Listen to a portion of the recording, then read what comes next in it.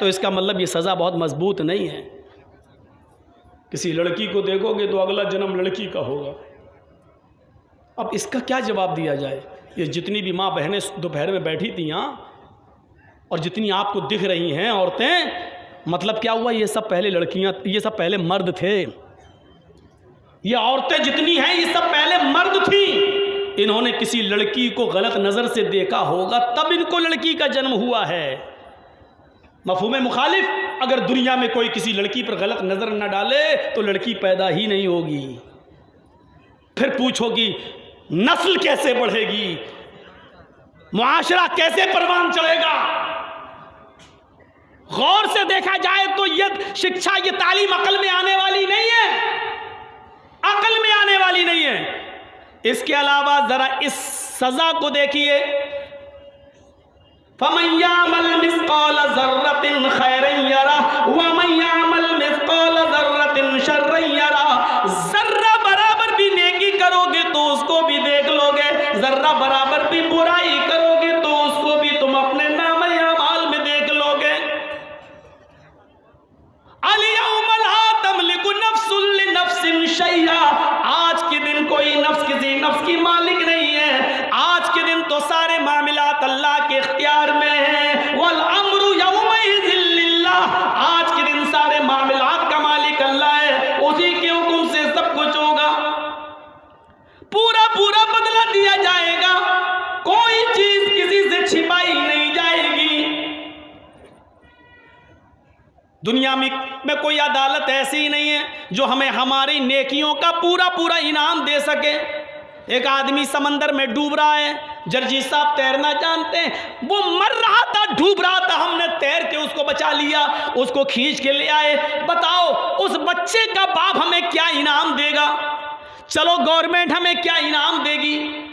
जो भी इनाम दे दे, क्या किसी की जिंदगी बचाने का वो पूरा इनाम है? हमने एक आदमी को कत्ल किया, जुर्म साबित हो गया, कोर्ट ने फैसला सुना दिया, फांसी की सजा। जर्जी साहब ने 20-20 मर्डर किए हैं, 20-20 कत्ल किए हैं, कोर्ट में 20 मर्डर साबित हो गए, कोर्ट से फैसला हुआ फांसी की सजा।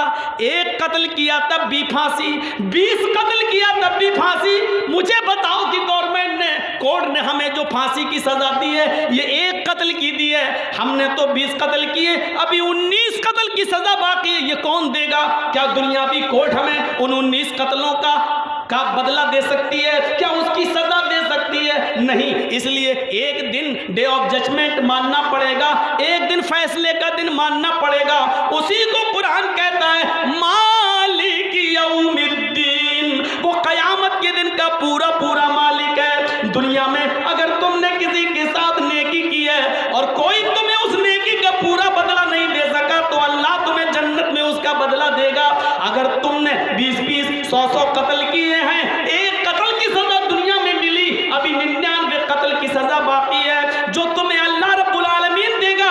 इसलिए फैसले का एक दिन तुम्हें मानना पड़ेगा। अब जब फैसले का दिन मानना है तुम्हें यह भी मानना पड़ेगा कि मरने के बाद इंसान न कुत्ता बनेगा, न बिल्ली बनेगा, न चूहा बनेगा, न बंदर बनेगा, बल्कि वो पुनः जन्म, पुनः मानी फिर जन्म मानी वजूद में आना, वो दोबारा वजूद में आएगा। इस पुनर्जन्म को हम भी मानते हैं। कुरान भी कहता है कि मरने के बाद तुम्हें दोबारा जिंदा किया जाएगा।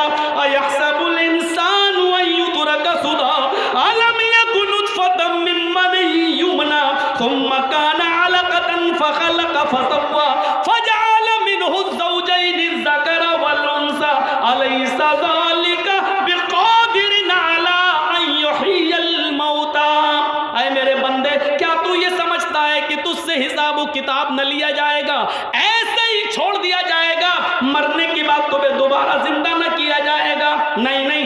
अलम यकुन नुतफतम मिन मनी युमना, क्या तू शुरू में हकीर और जलील पानी का कतरा न था? क्या तू शुरू में एक पानी की बूंद न था जो रहमे मादर तक पहुंचाई गई? सुम्मा काना अलकतन फखलक फसव्वा, मुख्तलिफ मराहिल से गुजार कर जीता जागता इंसान बना दिया।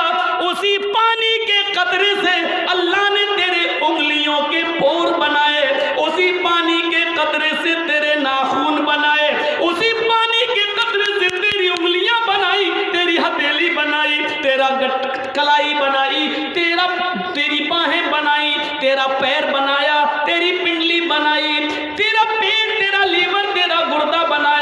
तेरा दिमाग बनाया, दिमाग में हजारों तारों का कनेक्शन डालकर 2 चमकते हुए ट्यूबलाइट आंखों की शक्ल में हमने तुम्हें दिए।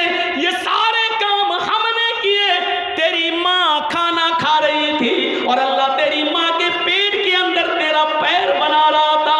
तेरी माँ सो रही थी, अल्लाह तेरी माँ के पेट के अंदर तेरा सर, तेरा दिमाग बना रहा था।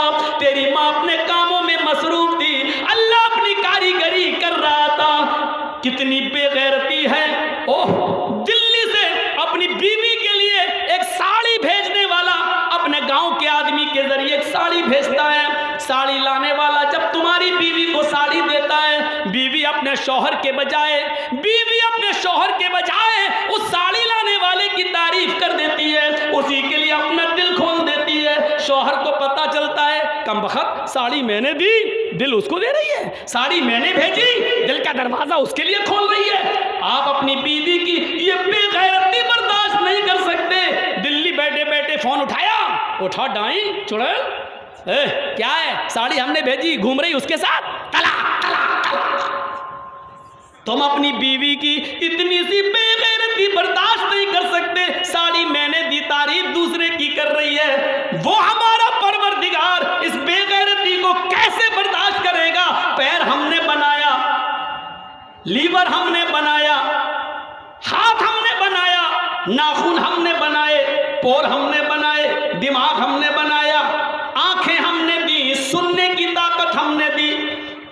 तेरी मां के पेट में सूरज का अंधेरा, पेट का अंधेरा, फिर बच्चेदानी का अंधेरा, इन तीन अंधेरों में रहकर भी उसने तुझे ऑक्सीजन पहुंचाया। वो इंतजाम हमने किया है। जब तू बाहर आया तो बाहर आने के लिए ऑक्सीजन की जरूरत थी, तेरे आने से पहले हमने हवा का पहले इंतजाम कर दिया। तू दुनिया में आया, तू डायरेक्ट भैंस का और गाय का दूध नहीं पी सकता था, इसलिए कि तेरे लीवर के लिए उससे भी हल्के दूध की जरूरत थी। तो अल्लाह ने तेरे पैदा होने से पहले तेरी माँ की पिस्तान में बारीक बारीक हजारों सुराख बना दिए। हजारों सुराख इसलिए बनाए क्योंकि तू बच्चा है, चूसेगा, माँ की पिस्तान में अपना मुंह लगाएगा तो उससे उतना ही दूध आए, उतना ही आए जितना 2-3 बूंद तू खींच सके और तेरा लीवर उस दूध को हजम कर सके। अगर वो छोटे छोटे सुराख अल्लाह पिस्तान में न बनाता तो तू पूरा घूंट भी खींच सकता था और पी सकता था, जो तेरे लिए नुकसानदेह होता, तेरे लीवर के लिए नुकसानदेह होता। अल्लाह ने तेरी माँ के पिस्तान में दूध पहले भर दिया है, दूध पिस्तान में छोटे छोटे सुराख भी बना दिए ताकि तू उतना ही दूध अपनी माँ की पिस्तान से हासिल कर सके जितना तेरा लीवर बर्दाश्त कर सकता है, जितना तेरी आंतें बर्दाश्त कर सकती हैं। ये सारे काम हम करें और जब बाहर बच्चा पैदा हो जाए तो कह दो अजमेर वाले ने दिया, बदायूं वाले ने दिया, कछौजा वाले ने दिया, फला पीर साहब ने दिया। अल्लाह इस बेगैरती को कैसे बर्दाश्त करेगा। इसलिए फरमाया, मेरे बंदो तुम ही बताओ, जब ये सारे काम मैं पहली बार कर सकता हूं तो क्या इंसान के मरने के बाद हम उसको दोबारा जिंदा नहीं कर सकते। अलैसा ज़ालिका बिक़ादिरिन अला अन युह्यिल मौता, तो क्या मैं इस बात पर कादिर नहीं हूं कि इंसान को मरने के बाद दोबारा जिंदा कर दूं। कर सकता है, और जब तक दोबारा जिंदा नहीं किया जाएगा इंसान को उसके अच्छे कामों का पूरा इनाम नहीं मिलेगा और बुरे कामों की पूरी सज़ा नहीं मिलेगी। दुनिया में कोई अदालत ऐसी नहीं है जो पूरी सज़ा दे सके और पूरा इनाम दे सके। पूरा इनाम कोई नहीं। इसलिए फ़ैसले का दिन को मानना पड़ेगा और इस्लाम फ़ैसले का एक दिन मुतय्यन करता है।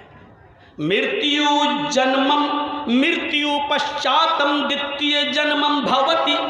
लीजिए, ऋग्वेद तो ये कह रही है, ने तृतीय ने चतुर्थ ने पंचम ने षष्ठ ने सप्त ने अष्ट ने नवम ने दशंक मृत्यु पश्चातम द्वितीय जन्मम भवति, मरने के बाद तुम्हारा दूसरा जन्म होगा। एक ही जन्म बता रहा है ऋग्वेद, मरने के बाद तुम्हें दोबारा वजूद में लाया जाएगा। ने तृतीय, ने चतुर्थ, ने पंच, न तीसरी बार, न चौथी बार, न पांचवी बार, न षष्ठ, न छठी बार, न सप्त, न सातवीं बार, न अष्ट, न आठवीं बार, न नवम, न नवीं बार, न दशम का और न 10वीं बार। यानी मरने के बाद दोबारा जीवित किए जाओगे।